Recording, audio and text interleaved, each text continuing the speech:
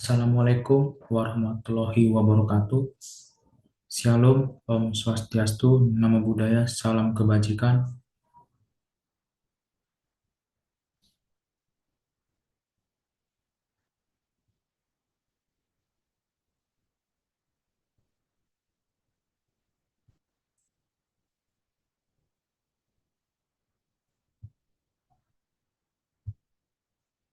Perkenalkan, nama saya Yosua Apriando Sialagan dengan NIM B1B12201. Eh, Saya dari program studi Ilmu Pemerintahan Fakultas Hukum Universitas Jambi. Di sini saya izin untuk mempresentasikan eh,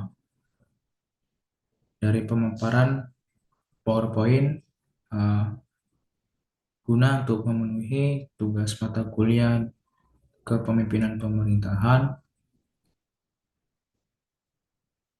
dengan dosen pengampu Bapak Alfa Beriansa SIP MIP. Judul yang saya ambil eh, yang akan saya jelaskan mengenai fungsi kepemimpinan dalam meningkatkan kinerja dan motivasi organisasi.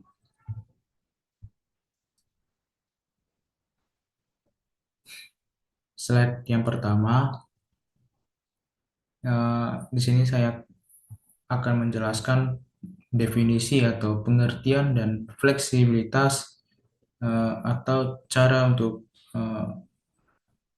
kemampuan untuk beradaptasi dari suatu kepemimpinan. Adapun definisi yang pertama, definisi dari kepemimpinan ini eh, ada perencanaan, ada pengorganisasian, ada pengarahan, ada pengendalian, dan pengambilan keputusan yang merupakan semua dari aspek suatu kepemimpinan, di mana yang mencakup kemampuan seorang untuk mempengaruhi dan mengarahkan orang lain untuk mencapai tujuan dari suatu organisasi. Dari hal berikut, maka suatu organisasi itu akan tercapai. Eh,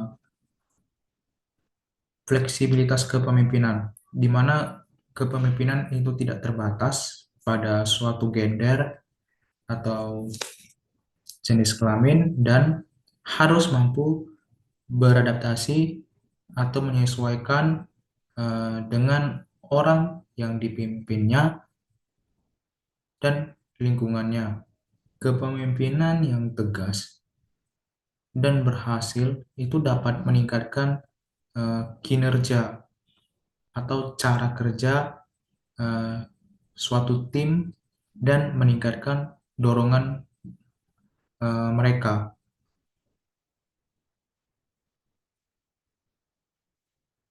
Materi berikutnya yang akan saya bahas mengenai fungsi pokok kepemimpinan. Di sini yang saya akan jelaskan ada 5 poin. Ada fungsi instruktif yang dimana dalam fungsi instruktif ini itu eh, untuk membuat keputusan yang efektif berhasil guna suatu pemimpin itu bertindak sebagai komunikator dan menentukan apa, bagaimana, bila mana, dan di mana perintah yang diberikan itu harus dilaksanakan. Yang itu yang merupakan suatu dari fungsi instruktif.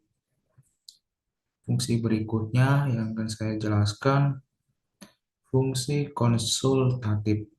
Dari fungsi konsultatif, eh, ini yaitu untuk membuat keputusan di mana pemimpin berkonsultasi dengan bawahannya, ya itu melalui komunikasi secara dua arah. Dan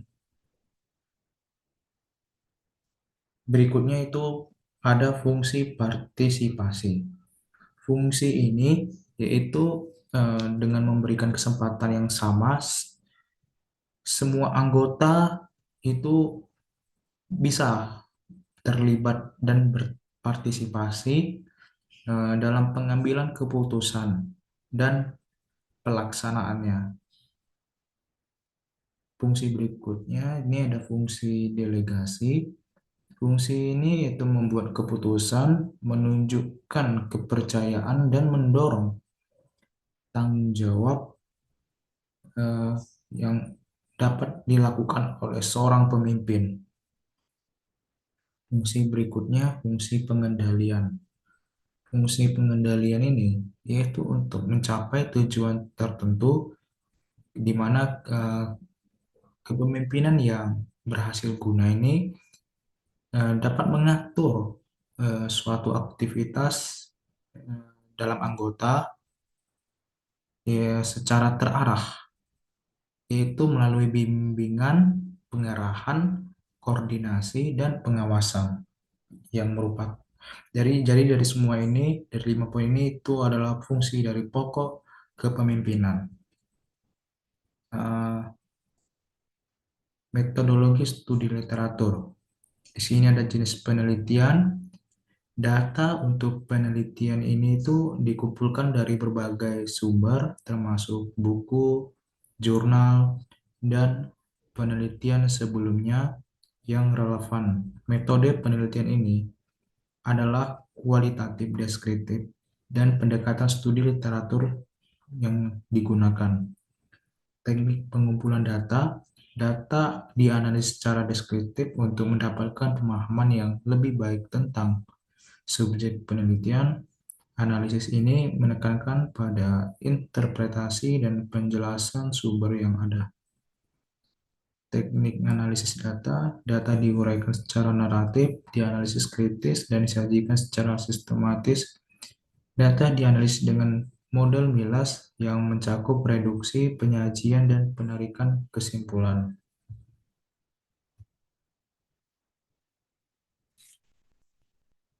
Berikutnya, pengaruh kepemimpinan pada kepuasan kerja dan kinerja.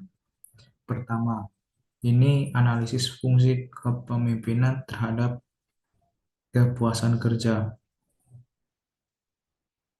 Fungsi kepemimpinan ini ada pengendalian, delegasi, instruksi. Sesuai yang fungsi pokok kepemimpinan yang saya bahas sebelumnya itu tadi kan fungsi eh, dari fungsi kepemimpinan pengendalian. Ini ada pengendalian, ada delegasi dan instruksi yang sebelumnya saya bahas tadi ya. Dan ini memiliki efek positif 52% terhadap kepuasan kerja karyawan. Eh, Nomor 2, ini pengaruh fungsi kepemimpinan terhadap kinerja pegawai, di mana dalam kepemimpinan fungsi kepemimpinan ini ada korelasi kuat antara peran kepemimpinan dan kinerja pegawai. Peningkatan perhatian pimpinan berdampak langsung pada kinerja. Yang ketiga ini ada pengaruh fungsi kepemimpinan, kompensasi, dan kepuasan kerja terhadap kinerja pegawai. Kinerja karyawan ini dipengaruhi secara positif dan signifikan oleh peran kepemimpinan, kompensasi, dan kepuasan kerja.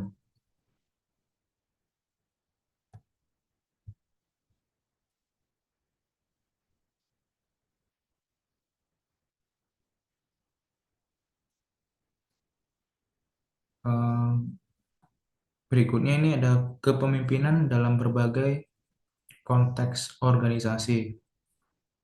Jadi dari organisasi ini ada dari pertama ini dari birokrasi pemerintahan, di mana melalui instruksi, konsultasi, keterlibatan, pengendalian, dan delegasi serta dukungan infrastruktur dan fasilitas kepemimpinan camat ini dapat meningkatkan birokrasi. Nah, ini adalah lembaga pendidikan. Dari lembaga pendidikan ini, dia itu eh, untuk meningkatkan kinerja guru, kepala sekolah berperan sebagai motivator, komunikator, evaluator, dan fasilitator. Eh, Di dalam pembangunan desa, eh, kepemimpinan ini misalnya kepala adat itu dapat mendorong gotong royong dan berperan sebagai inisiator dan penggerak masyarakat dalam pembangunan fisik dan non-fisik.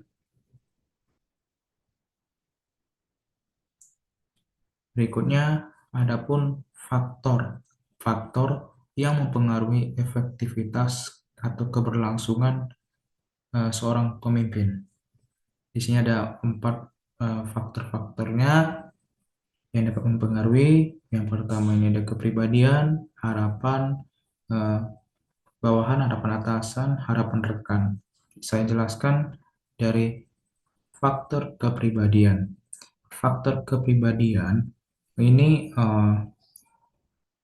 efektivitas seorang pemimpin itu dipengaruhi oleh suatu pengalaman dari masa lalu dan harapan mereka.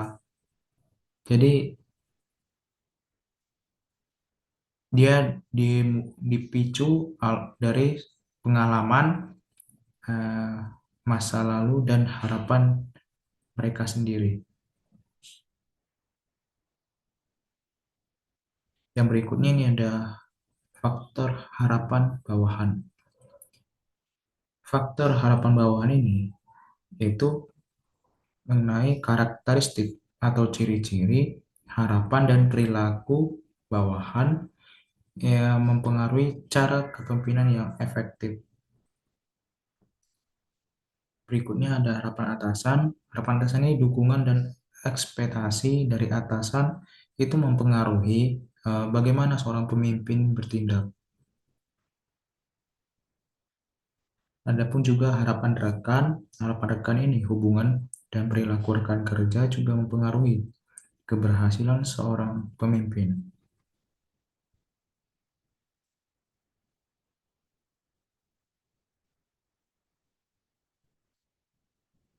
Berikutnya mengenai peran krusial pengambilan keputusan.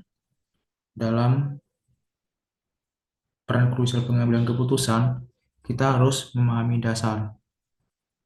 Nah, memahami dasar ini, yaitu pemimpin harus memahami elemen penting dalam pengambilan keputusan yang yaitu seperti pengalaman dan intuisi yang merupakan suatu eh, dasar bagi seorang pemimpin. Berikutnya nih, pemimpin itu harus membuat penilaian. Dalam membuat penilaian ini, fakta harus digunakan untuk membuat keputusan yang tidak merugikan pihak manapun. Berikutnya, ini ada peran multifungsi. Dalam peran multifungsi ini, pengusaha, pemecah masalah, negosiator, dan manajer sumber daya adalah semua peran yang dimainkan oleh pemimpin.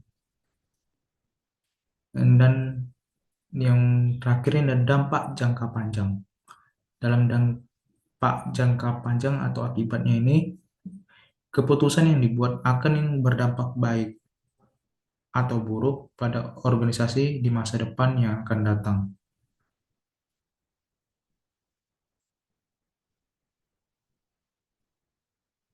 Adapun kesimpulan, kunci keberhasilan dalam suatu organisasi. Kesimpulannya yang saya tarik di sini, ya, kinerja organisasi di sektor publik, eh, pendidikan, militer, dan masyarakat adat meningkat sebagai hasil dari kepemimpinan yang efektif serta berhasil guna untuk menciptakan lingkungan kerja yang harmonis inovatif, dan responsif terhadap tantangan. Peran utama kepemimpinan seperti ada perencanaan, pengorganisasian, pengendalian, komunikasi, dan motivasi itu sangat penting.